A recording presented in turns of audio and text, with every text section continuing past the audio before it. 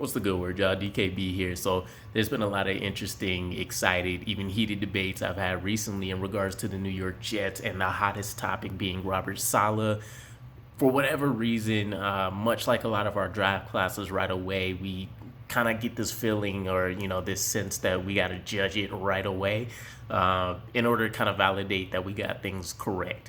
And again, much like the draft classes, we're not going to know how good Robert Saleh and as a whole this coaching staff is going to be after just one season. We know a lot of the main storylines, the huge amount of injuries, the rookie coaching staff, the majority of rookie players. I think we are number 2 in the league in terms of rookies or sophomore year players taking the most amount of snaps in the NFL. There was a lot of that kind of went into it, but even with the most recent poll, I think it depends on the forum. Bleacher Report is kind of 50-50. The YouTube Jets community seems pretty high on them, at least according to the poll that I had.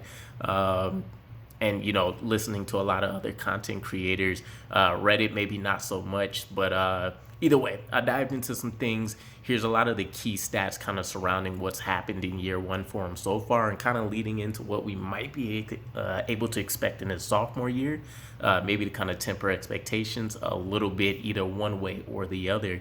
But there were a handful amongst the huge amount of negatives that impacted Robert Saleh last year. We didn't take a whole lot of opportunities to challenge some of these penalties that were thrown out there. In fact, we only had one on the entire season. But that challenge, that single challenge that was put out there, we did win. I would have liked to have seen a few more opportunities. Nothing comes to mind off the top of my head, but there was definitely a game or two for sure where that could have swung the tide of things, and it probably was a questionable call. But I'd have to dig that up. Either way, though, one challenge, one win. That was a huge plus for us. The other thing was we finished 4th in 4th down efficiency last year, which was a very underrated and quiet positive aspect of Robert Saleh and his coaching staff. In fact, as the season actually went on, we got better and better at determining when we got into 4th down, when we wanted to take those opportunities.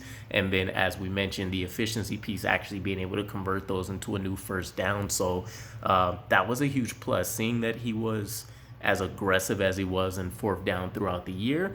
A little bit surprising considering he's not the most aggressive, head coach in terms of the CEO role that he's been performing, at least in recent memory. Todd Bowles is probably, the only other conservative guy that we really had.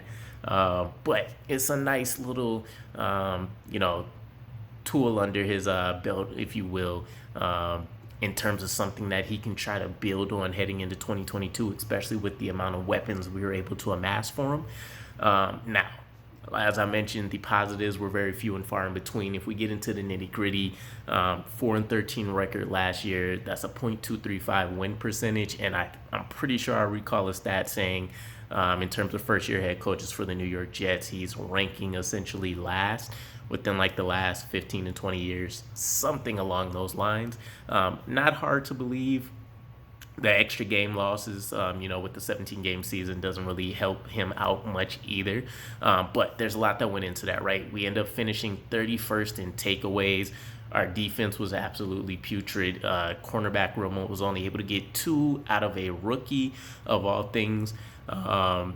I don't remember the secondary in terms of the safeties really being able to go out there and do anything. I want to say Elijah Riley maybe caught 1, and I know Ashton Davis dropped quite a few. Oh, actually, it might have been Ashton Davis, and I think he dropped 1 or 2 other ones. But either way, it was a horrible situation of lack of opportunities, lack of playmaking ability, and just not having some of the right players in the system. When we have to rely on Ashton Davis coming back healthy in the middle to latter parts of the season in our safety room, that's a huge aspect.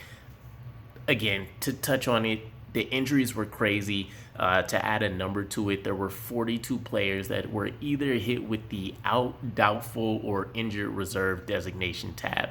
That is literally over 2/3 of our roster, which is insane. We could have went out there and we essentially went out there and lost a whole starting unit on offense and defense and key reserves. So it's not shocking to see where we're finishing at in some of these statistics when you hear 31st in takeaways, when you hear 32nd in rushing attempts, considering our offensive line went down early with the Mekhi Becton injury. And, it was just a mess from there. One of the things that struck me as a bit odd, at least in terms of the first year for us, was that Robert Saleh was praised essentially universally once he got the New York Jets head coach job for being able to bring out the most out of his players on the defensive side. Now, one of the hugest differences that I think makes it a little bit harder on a defensive coordinator maybe than an offensive coordinator adjusting is that a defensive coordinator kind of gets the opportunity to decide how he wants to attack an offense and not necessarily have to play, play in this reaction mode.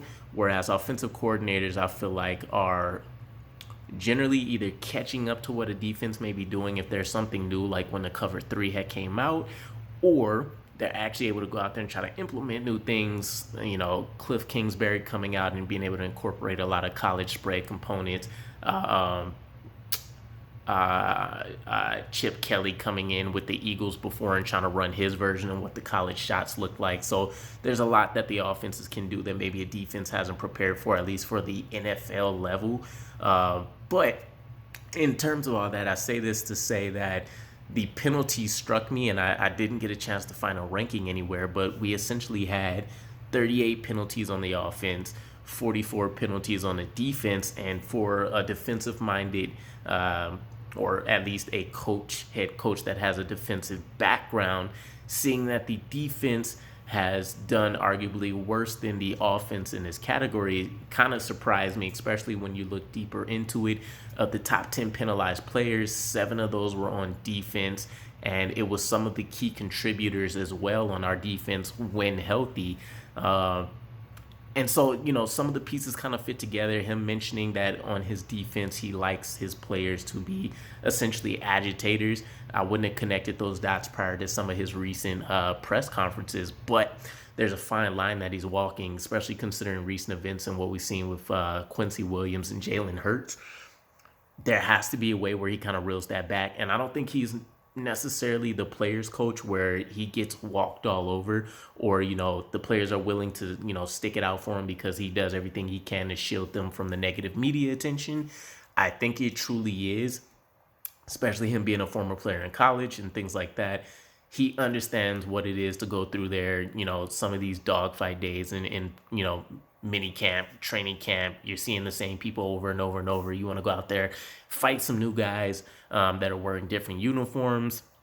And of course, everything that comes with kind of being a star in your own right, coming in with high expectations, coming in with a pressure situation, and maybe you were a low performer that had a high draft status and different situations like that. I think he manages those gray areas pretty well. But there is a little bit of concern that maybe things are getting away from him a little bit with him taking the CEO role, which, by the way, I still think he's been doing an amazing job. We talked about before him bringing in players that would still have a very strong special teams presence in case we do end up cutting significant players like a Justin Hardy, who we've seen in the preseason game. He's just not really cut out to be a strong cornerback. He really is made for his bread and butter being on special teams. But I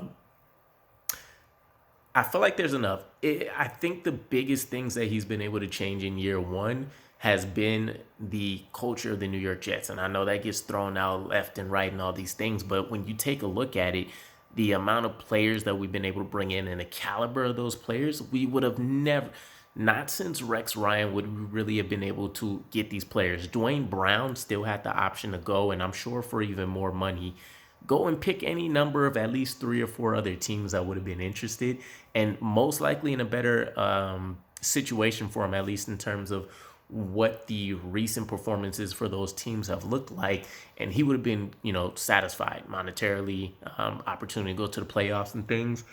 Robert Saleh has been able to coax a lot of these players to come to the Jets, and arguably we've done better with some of these free agent pickups than we have in recent memory. We just shelled out a lot of dollars. They sat back and chilled. We've actually given out pretty manageable contracts, and it's just been a good overall situation for us. So I don't know. Let me know what you guys' thoughts are in terms of Robert Saleh, how he's done from year one heading into year two, and kind of what you guys expect. I would say playoffs is still a strong opportunity in my mind if things gel the right way. And I know that's kind of a vague statement, but I really think, honestly, if some of the players like Elijah Moore, Zach Wilson, I would say Elijah Vera Tucker, at least in terms of this new guard combination that we have, Quentin Williams, JFM, if CJ goes back to maybe pre-injury form, and then if we get a player or two in the safety room, I'm pretty confident in our quarterback group. Obviously, that's a lot that needs to happen, but I think we'll see this progression of the coaching staff developing this team in season, and we see some of these performances start to get better and better and better right away, very quickly by the time the regular season hits. But again, let me know what you guys' thoughts are, and I'll catch you again. Peace.